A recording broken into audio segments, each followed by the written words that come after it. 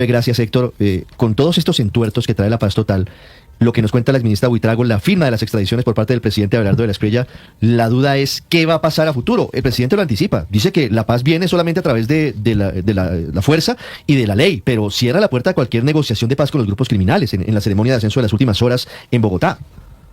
Sí, Ricardo, lo que pasa es que me parece bien que el presidente crea que ya no hay ninguna posibilidad, digamos, de avanzar en negociaciones con grupos criminales, entre otras cosas porque yo francamente creo que el sustento, digamos, fáctico de esa situación terminó con la suscripción del acuerdo de desmovilización con la guerrilla de las FARC. Después lo que ha venido en Colombia es una cosa distinta y no podemos seguir entonces actuando con los mismos criterios con los que actuábamos antes. Quizá un poco distraídos por la existencia del ELN todavía, seguimos pensando en que es posible pues una negociación con las guerrillas y que la paz está ahí. No, en Colombia, Ricardo, déjeme decirlo, como diría Felipe, con todas las letras, en Colombia hay un proceso de violencia anárquica, eso quiere decir distribuido por todo el territorio nacional con múltiples organizaciones criminales que no responden a una estructura y a una organización jerárquica como ocurría en el pasado, que incluso los que utilizan marcas de esas organizaciones como el Clan del Golfo no necesariamente están organizados y estructurados en un mismo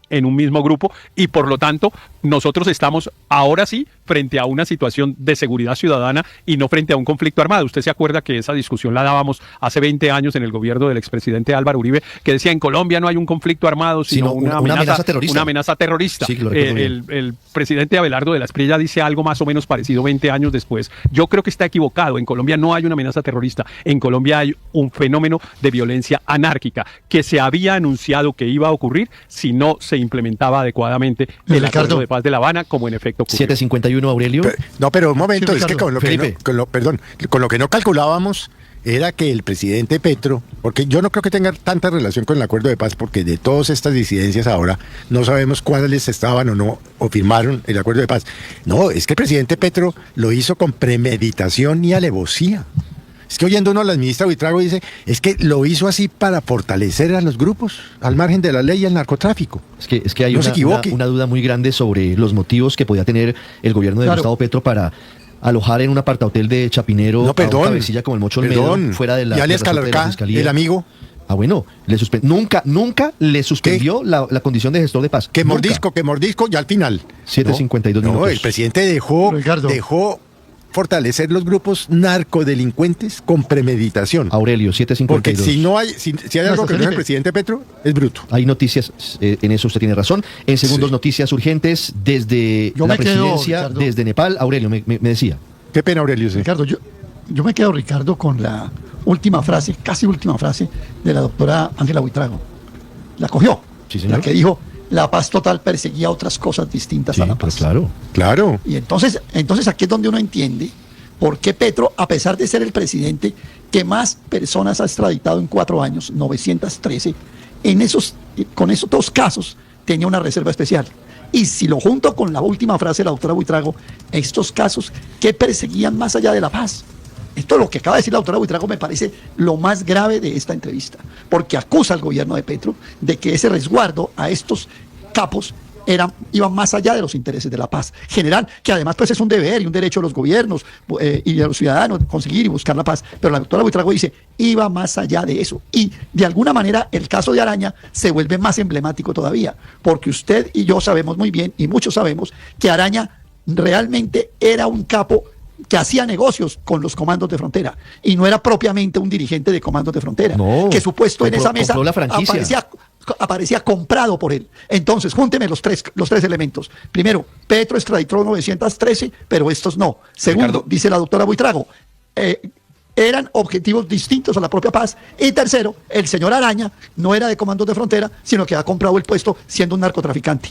Júnteme esos 3 elementos y bueno, de ahí da para cualquier cosa. Da para que Ricardo Calderón haga un informe de esos que sabe hacer. Yo creo que la Fiscalía está en mora de contarnos detalles de estas actuaciones presuntamente irregulares y Arias seguramente contará en Estados Unidos todo lo que sabe, ¿no? A cambio de beneficios. No, Ricardo, la Fiscal está congelada. Pues yo me hago una pregunta muy breve, Ricardo y Felipe. Si entonces, a la luz de eso, ¿está justificado el ingreso a la lista Clinton del presidente Gustavo Petro? Por supuesto. Totalmente. No sé. El presidente no lo metieron en la lista porque habló de Marco Rubio en una de esas alocuciones. Esa es una buena pregunta, Paola. No sé, el no me atrevo a decirlo. presidente Petro hizo esto para dejar instalado en el país, miren, no se equivoquen, una narcodictadura.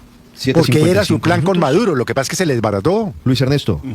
Bueno, no voy a entrar a refutar la teoría de conspiración de mi querido compañero de mesa, Felipe, sino le voy a hablar como alguien que estuvo sentado en la negociación de paz y en la implementación del acuerdo de paz de La Habana, y debo reconocer que hoy en Colombia no hay condiciones para una negociación de paz con ninguna de las organizaciones que quedan, ni con los residuos de las extintas FARC como Comando Central, ni con el ELN, ni mucho menos con el Clan del Golfo y todas las organizaciones y grupúsculos que existen, porque la negociación funciona únicamente cuando hay un propósito de insertarse a la vida democrática a través del proceso electoral y no de las armas. Y hoy ya no queda ningún grupo que tenga esa aspiración, absolutamente ningún grupo. Entonces, aquí solo queda otro camino cuando se trata de restablecer el orden, que es una obligación constitucional que tiene todos los presidentes, y de garantizar la seguridad y la tranquilidad de los colombianos, y es a través del sometimiento. Y la pregunta que quedará abierta, porque insisto, no es una negociación de paz como la hemos visto en el pasado, como la que tuvimos con las FARC, para que participaran del Congreso y de la vida democrática, sino tiene que ser cómo logramos desmovilizar estas organizaciones. Una, por la vía de la derrota militar, y creo que el Estado colombiano lamentablemente ha demostrado que no tiene esa capacidad, no lo logró con las FARC durante décadas, no lo ha logrado en estos años, ni el expresidente Iván Duque, ni el expresidente Gustavo Petro lo lograron.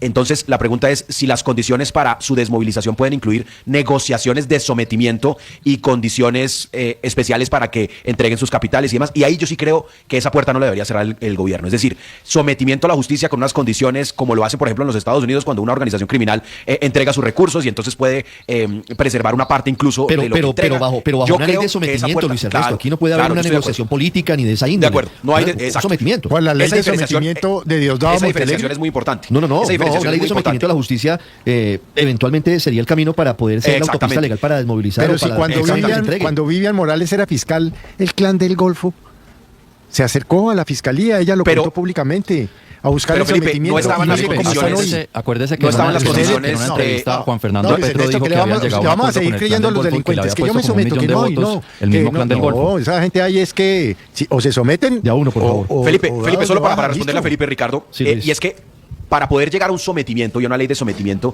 para que una organización diga, oiga, yo prefiero, ¿sabe qué? Entregar las armas, entregar el dinero, pues tiene que haber la fuerza, tiene que haber una correlación de fuerza, y hoy el Estado colombiano no tiene ninguna correlación de fuerza. Pues la va a tener, se ha perdido la capacidad de sometimiento. Entonces, ¿a qué voy con esto? Definitivamente hoy no hay condiciones para ningún tipo de negociación. Lo que yo digo es, la posibilidad más adelante, cuando haya una condición y una correlación de fuerza, como la hubo, por ejemplo, con las FARC, para poderlo sentar a la mesa y negociar, cuando esa posibilidad esté, no debe haber una negociación